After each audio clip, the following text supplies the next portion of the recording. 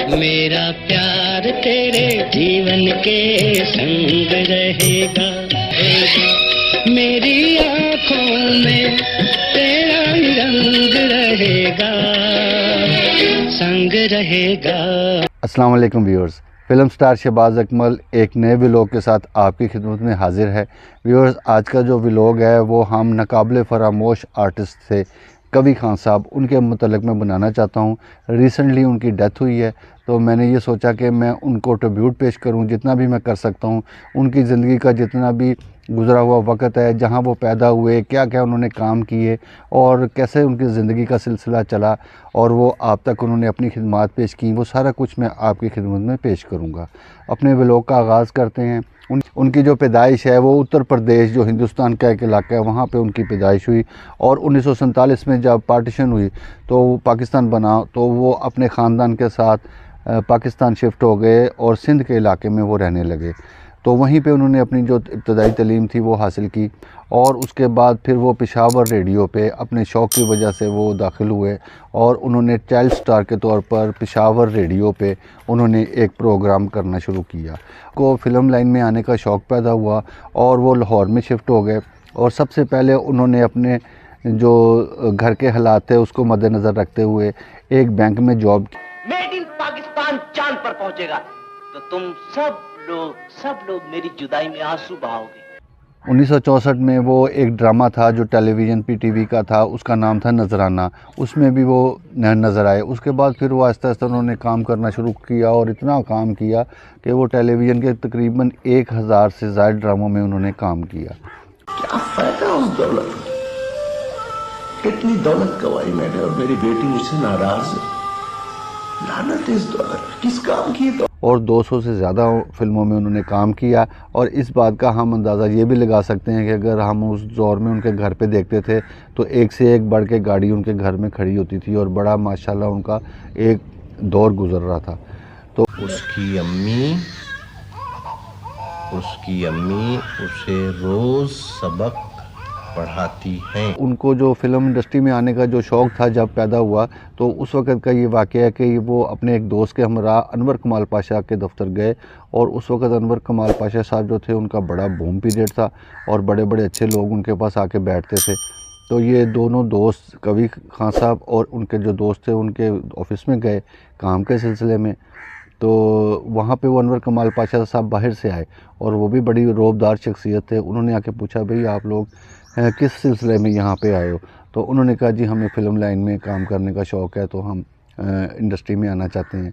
तो उन्होंने ये पूछा कि भी आप कितनी तालीम है आपकी? तो उन्होंने कहा, जी हम FA कर रहे हैं।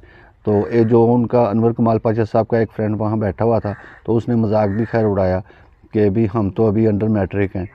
तो इस किस्म का, तो अनवर कमाल पाशा साहब ने उनको डांट दिया कि भी आप ऐसे बात ना करो। फिर उन्होंने उनको कहा कि भी मैं एक फ़िल्म बना रहा हूँ अनारकली, उसमें 9 रत्न जो होंगे उनमें से एक रत्न आप होगे। तो ये जो उनका जो पहली समझने के अटैम्प्ट थी, जो अनवर कमाल पाशा साहब ने उनको सेलेक्ट किया कवि खान साहब को, तो ये उनका जो था सिलसिला वो फ़िल्म इंडस्ट्री में शुरू हो गया। 5 साल के अरसे में 5 अरब रुपए की प्रॉपर्टी का मालिक बन जाना न मुझसा है, न मार्का है, सिर्फ चौबाजारी है। और अक्सर हमने देखा है कि पाकिस्तान फ़िल्म इंडस्ट्री में जो बड़े फ़नकार हुए हैं, जिनका नाम हुआ है, उन्होंने अपनी ज़िंदगी का आगाज़ बड़ी स्ट्रगल से किया है और बड़ी मुश्किल से और बड़ी जिसको कहते हैं कठिनाइयों से अपना जो वो अपना मुकाम हासिल किया। तो ऐसे ही कवि साहब का भी जो था वो दौर, उस वक़्त का जो स्टार्ट का दौर था, वो बड़ा ऐसे मायूसी का था और बड़े ख़र्चे से वो बेचारे तंग ही रहते थे। तो वो हमने ये सुना कि वो जिस कमरे में रहते थे ना, स्टूडियो के पास वो कमरा था, उस कमरे में वॉशरूम भी नहीं था। तो इतनी तंगी में उन्होंने अपनी जो स्ट्रगल थी, वो जो फ़िल्म इंडस्ट्री की, वो स्टार्ट रखी और अपना जो शौक़ था उसको पाने के लिए, उस मंजिल को पाने के लिए उन्होंने बहुत सी स्ट्रगल की। तो में हमारे मकान के सामने टेलीविजन, फोटोग्राफर, प्रेस वाले, इन सब की लाइन लगी होगी। हाँ, मेरे घर में मंडुआ भी लगा हुआ है। हरगिज नहीं, रौनक अली साइंसदान उस वक्त तक तजुर्बे करना नहीं छोड़ेगा जब तक वो चांद पर नहीं पहुंच जाता। उन्होंने कहीं दूर जाना था तो उनके पास पैसे नहीं थे। उन्होंने अपने एक फ्रेंड से कोशिश की कि मैं इससे पैसे मांग लूं, लेकिन मांगने से पहले ही उन्होंने ये ज़हन बनाया कि नहीं ये अच्छा नहीं लगता, तो मैं इससे बेहतर है कि मैं पैदल ही सफ़र करूं। तो ये गैरतमंद इंसान थे। और मेरे बाप अकमल ख़ान साहब के साथ भी उनकी स्टोरी तकरीबन मिलती जुलती है कि मेरे बाप ने भी बहुत सी स्ट्रगल की और कभी किसी के आगे हाथ नहीं फैलाए और खुदा की ज़ात पाक से ही मांगा और अल्लाह ने फिर उनको दिया। ऐसे ही कबीर खान साहब को भी अल्लाह ने बहुत इज़्ज़त दी, बहुत से अवार्ड मिले और बहुत सा उन्होंने काम किया। 1965 में एक फ़िल्म आई जिसका नाम था रवाज। वो बड़ी ज़बरदस्त सुपरहिट फ़िल्म हुई, उसमें इनको मेन किरदार दिया गया और सिल्वर जुबली हुई वो फ़िल्म। और उसके बाद साइका एक फ़िल्म आई, तो वो जो थी वो गोल्डन जुबली हो गई। तो इसी तरह फिर इनका जो ज़िंदगी की कामयाबियों का सिलसिला वो आगे बढ़ता गया। उसके बाद मेरी ज़िंदगी है नगमा, नादान और आंसू और फूल मेरे गुलशन का, तेरे मेरे सपने, पहचान, आज और कल और आईना और एक पकीज़ा, ऐसी बहुत सी फ़िल्में फिर इनकी बनी और बड़ी कामयाबी के साथ उन्होंने फ़िल्मी सफ़र तय किया। उसके बाद रॉन्ग नंबर एक फ़िल्म आई जो लेटेस्ट जो फ़िल्में थी, और एक इंग्लिश का नाम था आई विल मीट देयर, वो भी उसमें भी उन्होंने काम किया।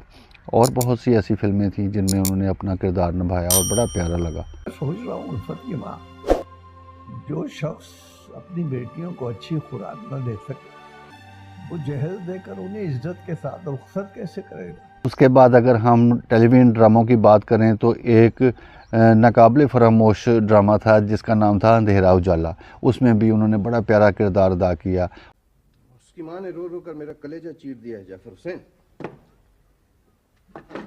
एक माँ का जवान बेटा, उसका ख्वाब, उसका मुस्तकबिल कितनी बेदर्दी से खाक खून कर दिया गया। सिर्फ 25 रुपए के लिए सर। 25 रुपए के लिए एक जिंदगी खत्म कर दी गई, एक सुतून गिरा दिया गया।